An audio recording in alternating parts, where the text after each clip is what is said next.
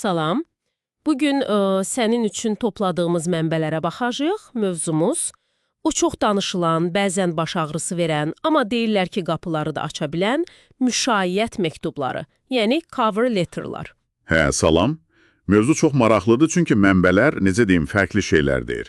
Karyera mütəxəssisləri, universitetlər deyir ki, çox vacibdir. Amma bəzi, xüsusən də texnologiya şirkətlərindən eşidirik ki, biz heç oxumuruq ki onları.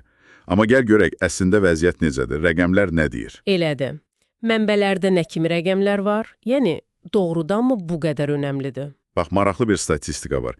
Deyirlər ki, yaxşı yazılmış, yəni sırf o iş üçün fərdiləşdirilmiş bir məktub, bəzi hallarda müsahibə şansını inanmazsan 50%-ə qədər artıra bilər. Ciddi? 50%? Vay bə! Hə, üstəlik işə götürənlərin də yardan çoxu, hardasa 56%-i deyir ki, bəli, biz bunu tələb edirik və ya gözləyirik.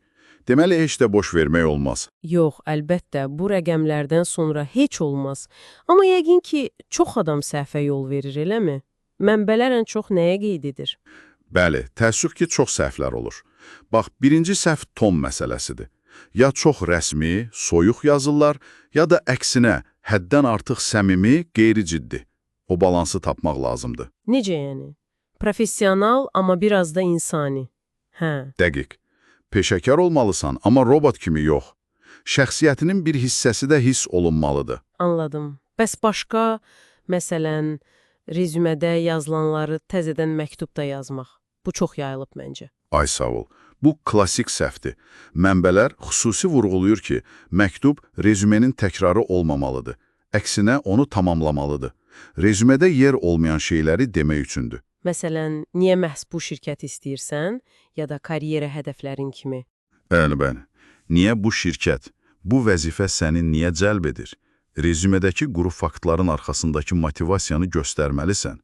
Bir də çox vaxt namizədlər ancaq özündən danışır. Hə, mən beləyəm, mən eləyəm. Elədir. Amma əsas məsələ nədir? Əsas odur ki, sən şirkətə nə verə bilərsən, onların hansı problemini həll edəcəksən, bacarıqlarını şirkətin ehtiyacları ilə əlaqələndirməlisən. Bu vacib məqamdır. Başqa nələrə diqqət çəkilir? Uzunluq məsələsi yəqin ki, heç kimin vaxtı yoxdur axı roman oxumağa. Əlbəttə, çox uzun məktublar birbaşa mənfi təsir bağışlayır. İdeal həcm mənbələrə görə yarım səhifə, uzağı bir səhifədir. Təxminən 250-400 söz arası. Və təbii ki, o qrammatik səhvlər, orfoqrafiya, bunlar yəqin ki, bağışlanmazdır. Qətiyyən. Bu sadəcə diqqətsizlik deyil, həm də işə, şirkətə qarşı bir növ hörmətsizlik kimi görünür. Mütləq yoxlamaq lazımdır göndərmədən, hətta bir neçə dəfə. Bəs bu ITS sistemləri, yəni o ərizələri skan edən proqramlar, orada nəyə fikir vermək lazımdır? Sadəcə iş elanındakı sözləri doldurmaq bəs edir? Bax, açar sözlər vacibdir, çünki o sistemlər, o robotlar ilk növbədə onları axtarır. Amma bu yetərli deyil və ən əsası o açar sözləri, iddiaları havada buraxmaq olmaz. Hər bir bacarığı, iddianı konkret bir nümunə ilə, bir nailiyyətlə sübut etmək lazımdır. Hə, o STAR metodu dedikləri kimi. Vəziyyət, tapşırıq. Bəli, situation, task, action, result. Məsələn, yaxşı komanda oyuncusuyam demək əvəzinə konkret bir layihədən misal gətirirsən. Filan layihədə 3 fərqli şöbə ilə sıx çalışaraq layihəni vaxtından bir ay əvvəl təhvil verdik. Bu daha təsirlidir. Deməli, hər şey sübuta bağlıdır. Yaxşı, bəs effektiv məktubun strukturu necə olmalıdır? Necə başlayaq, necə bitirək? Ən əsası, hər iş üçün fərdi yanaşmaq. Şablonlardan qaçın. Struktur olaraq isə belə düşün. Güclü bir giriş. Kim olduğunu, niyə yazdığını və niyə məhz bu işə maraq göstərdiyini qısaca de. Yəni, birbaşa mətləbə keçmək. Bəli. Sonra əsas hissə. Burada 1-2 ən güclü, ən uyğun bacarığını və nailiyyətini işin tələbləri ilə əlaqələndir, nümunələrlə. Və yekun hissədə marağını bir daha təsdiqlə, növbəti addıma hazır olduğunu bildir məsələn. Müsahibədə daha ətraflı danışmağa şad olaram kimi. Və təşəkkür et. Nailiyyətləri deyəndə, mənbələr deyəsən rəqəmlərin gücünü də vurğuluyurdu. Məsələn, xərcləri azaltdım yox, xərcləri 10% azaltdım kimi. Dəqiq. Rəqəmlər çox güclü təsir bağışlayır, iddianı konkretləşdirir, inandırıcı edir. Həmçinin güclü feillər istifadə etmək önəmlidir. İdarə etdim, təkmilləşdirdim, nail oldum, tətbiq etdim, belə aktiv feillər. Bəs ünvanlama, o köhnə to whom it may concern hələ də keçərlidir, yoxsa artıq çox köhnəlib? Çox köhnəlib və açığı biraz tənbəl təsiri bağışlayır. Mənbələr israrla deyir ki, əgər mümkünsə, işə qəbul meneterinin adını tapın. LinkedIn şirkət saytı kömək edə bilər. Birbaşa ona müraciət edin. Bəs tapa bilməsək?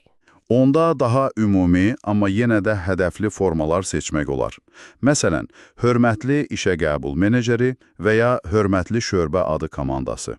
Amma o, kimin aidiyyəti varsa ifadəsindən qaçmaq lazımdır. Aydındır. Bütün bu texniki məqamlarla yanaşı, sanki biraz da emosional tərəfi var idi bu işin mənbələrdə, həvəs göstərmək məsələsi. Hə, bu çox önəmlidir. Bax, eyni bacarıqlara malik iki namizəd ola bilər. Amma biri o işi həqiqətən istədiyini, o şirkətə həqiqi marağının olduğunu göstərə bilirsə, O bir addım öndə olur. bəli, o həvəsi, o enerjini, əlbəttə peşəkarlıq çərçivəsində məktuba yansıtmaq çox müsbət qarşılanır. Səni fərqləndirir. İşə özəl yanaş, rezümeni təkrarlama, hekayəni danış, şirkətə fokuslan, nailiyyətlərini konkretləşdir, rəqəmlər və nümunələr ver, səhvsiz ol, peşəkar amma səmimi tonu tut və ən əsası o işin nə qədər istədiyini göstər. Əla xülasə. Bütün əsas məqamlar bunlardır əslində. Çox sağ ol. Ümid edirik ki, bu söhbətimiz sənin üçün də faydalı oldu və müşayiət məktublarına bəlkə də biraz fərqli baxmağa kömək etdi. İndi isə bir anlıq düşün, bütün bu danışdıqlarımızdan sonra növbəti iş müraciətində müşayiət məktubunda edəcəyin ilk və ya ən böyük dəyişiklik nə olardı? Və səncə, bu dəyişiklik səni digərlərindən necə fərqləndirə bilər?